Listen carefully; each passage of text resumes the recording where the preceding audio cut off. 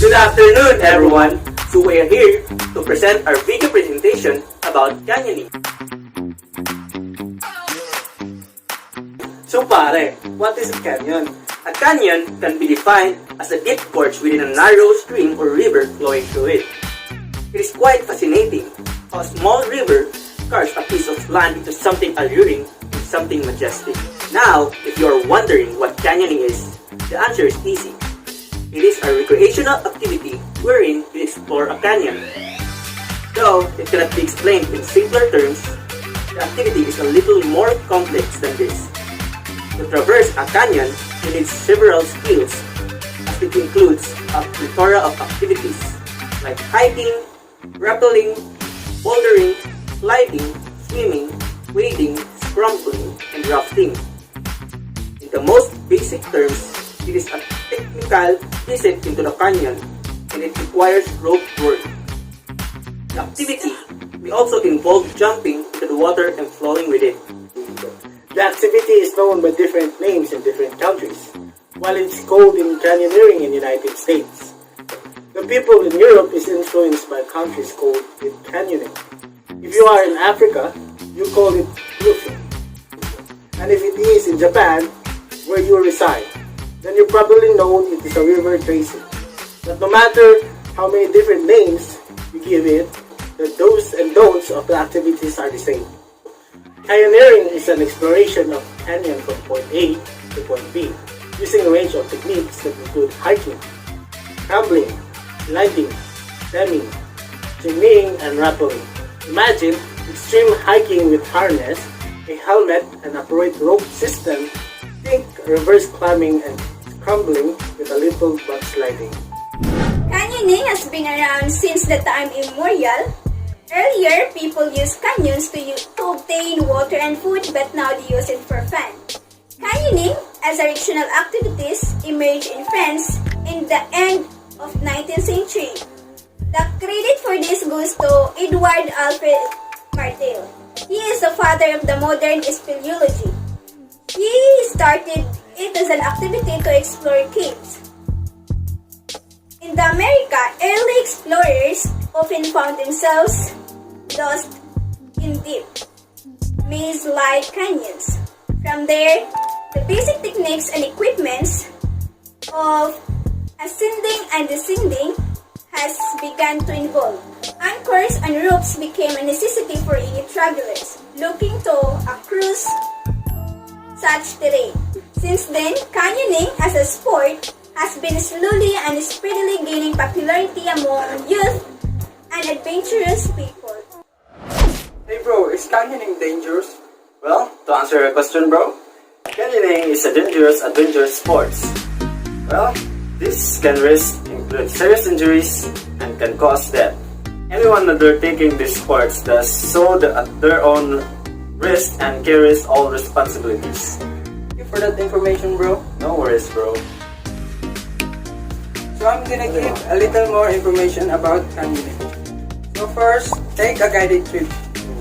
If you have no prior experience, it is highly recommended you take a guided trip first. Number 2, rock hop. Before starting any guided trips, a great way to get some canyon movement skills is to rock hop along open creeks. This gets all the small muscles working that you generally don't get to use. Number 3, it's all about feet. Once you have your first trip under your belt and a thirst for more, you might be wondering about gear. One of the big things in the wet canyon environment is having footwear that has lots of grip. Number 4, learn your knots. Hit the books and get practicing. Learn those knots.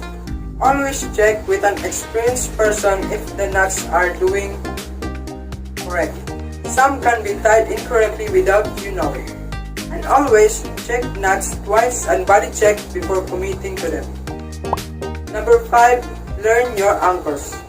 Just like knots, learn all the different anchor types you can utilize. Canyoning will be about problem solving the challenges in front of you. And the more knowledge you have, the better equipped you will be. Number 6, get fit. Canyoning, like any outdoor activity, involves involves lots of physical movement. This can be walking in on the approach and scrambling, swimming, jumping, balancing, and climbing in the canyon itself. Be prepared and maintain a good baseline of fitness. Keeping active most weekends is a good start. Of course, compared to many other sports, canyoning can be done recreationally and doesn't have the learning curve of, say, rock climbing. The emphasis is on fun, aesthetics, and technical challenge. Number 7, learn the tripod. To use the tripod, always keep 3 points of contact, one hand and both feet, using the hand that is not holding your rope. Place it where it's needed to give you balance. It will feel sketchy at first as you are used to holding the rope with both hands in some form.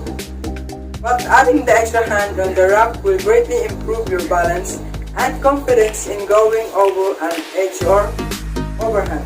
That we needed for these canyoning activities. First, we need the shoes. Shoes are to take care of your feet. You must use special canyoning shoes since most canyons and waterfalls where canyoning is tried are wet. Footwear with sturdy soles and prominent treads provide extra grip on the slippery surface. Second is a wetsuit. Regular clothes can get quite uncomfortable while canyoning in a wet place, so it is recommended that you wear a wetsuit. Third is a thermals. It is up to you if you want to wear a wetsuit or thermals, but you should wear one of these. Third is the rappelling gear. Make sure that you are using a high quality abseiling gear every time you go canyoning. This equipment includes ropes, harness, belay device, accessory cord, carabiners, and protections. These are the tips you must do before undergoing canyoning. If you are new to this sport, then try with an expert guide. Even you have done canyoning before, have a companion who can help you in times of distress by your side. Do not compromise on your safety and always use equipment to the highest standards. If you are trying this activity during daytime, use sunscreen and completely cover your face and arms with it to reduce the effects of UV radiation. Take a waterproof camera with you to preserve the exciting canyoning moments. Always carry a towel and spare set of clothes, so if the ones you are wearing get wet, you can change into the dry ones.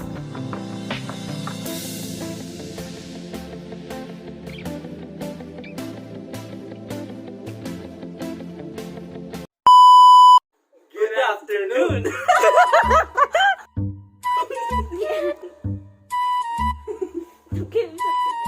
Smug jabis. O, dili ba na rin kami? Do. Go, 3, 2, 1, go. Since then, 3, 2, go. Gumiris. pawa ang imong katawaan.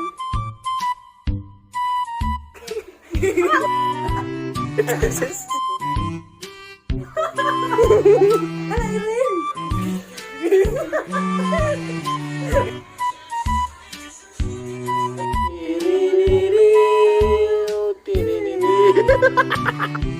Three reasons why I'm